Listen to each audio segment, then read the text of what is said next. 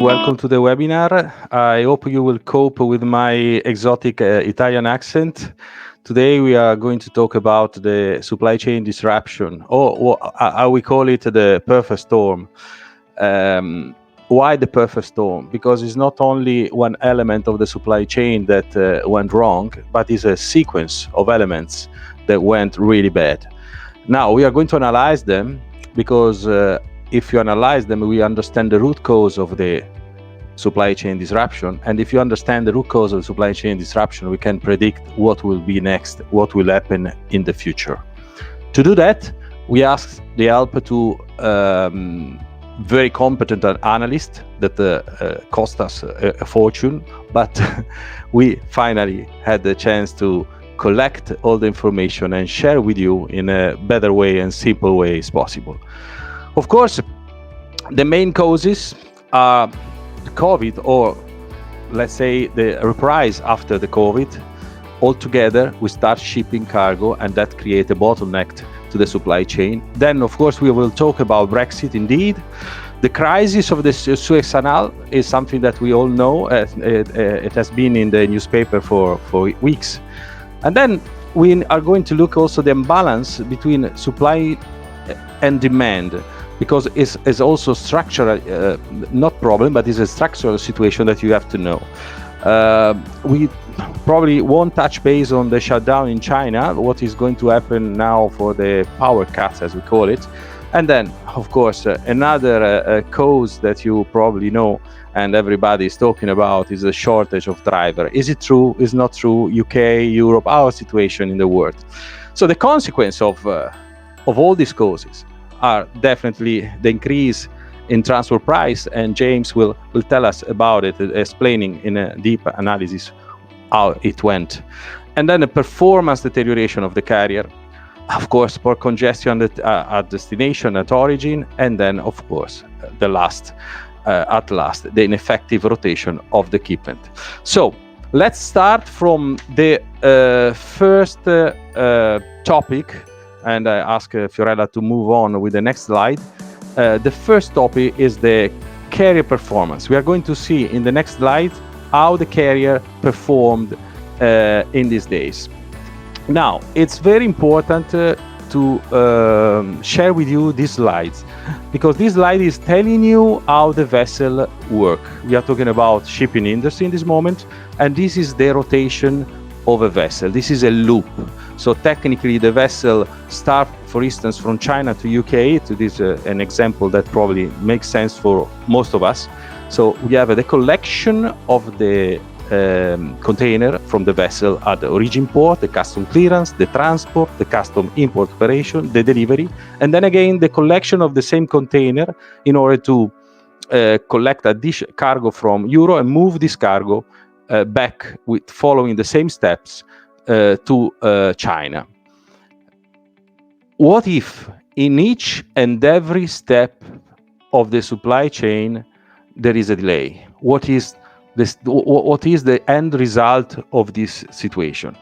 That's what we are going to see in the next slide. The first thing that we need to talk about, looking at this slide, is the trade lane imbalance. We said before about the loop of the vessel. Let's get a little bit bigger. If you look at the trade, there are many vessels that follow that loop. Let's take again as example Far East Europe. You can see that from Far East to Europe, we call westbound business, westbound trade. We move the world is moving 14.3 million TEUs every year. 1 TEU is a 20 box. While from Europe to Far East, there is only 7.5 million TEUs going. And the prediction, the projection for the next year is that this gap is going to be bigger, as you can see from the percentage on the slide. What does it mean? It means that when the shipping line, when the carrier have to consider the price for import from Far East to Europe and the price for export from Europe to Far East, it has to balance the price of the freight in a way that makes sense to cover the whole journey. So this is a structural imbalance that if we put under pressure, as you can see, is going to create a disruption. This slide is probably one of the most nice slides to explain the present situation.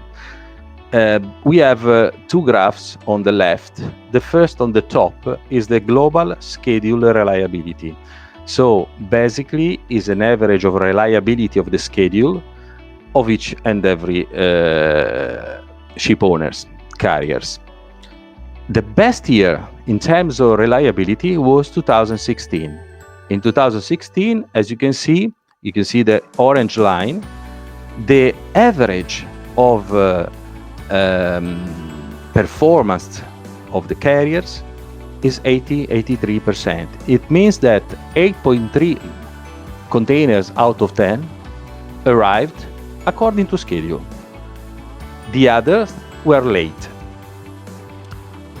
What happened in 2021? Unfortunately, we see, and probably each one of us perceived dramatically, the plummet of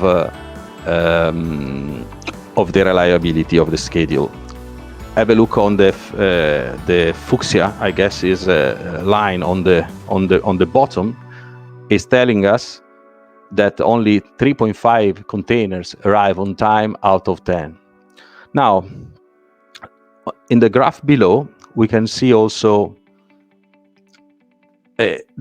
how much was the delay.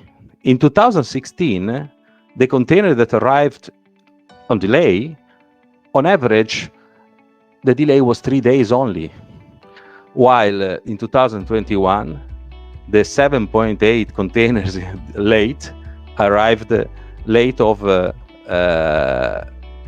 something like 7-8 days.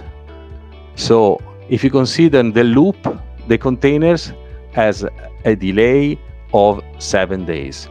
This graph doesn't include, this slide does not tell us how much time we need to book the container, how much time you need to find the space on board and to find the equipment. It's just telling us the average performance of the carriers this year and the other years back. As you can see, whatever happened, all the causes that we described at the beginning are represented in this slide. Another element of disruption of the supply chain. You can see in this slide the delay of the average delay for the vessel at arrival. So technically, once the vessel arrived at the port, before berthing, they are waiting. It depends of the port, depends of the area of the areas of the world, several days. And you have to understand that one vessel on anchor is about 25,000-30,000 pound cost for the ship owner. So to share with you the worst situation in the Northwest, North America, West Coast, the delay is 7 days. So this is going to add delay on the schedule reliability. I take this chance to share with you our Merry Christmas and a better 2022. And yes, indeed, we will do again a webinar on the situation in the next quarter, and we'll keep you updated on what is going to happen in the market. The role of the freight forwarder is not only to do services and tracking or shipping containers from one place to another in the world. Our role is to keep informed, to be your consultant, to be your advisor, and that's what we want to do and what we are doing from now on. Thank you so much. Ciao.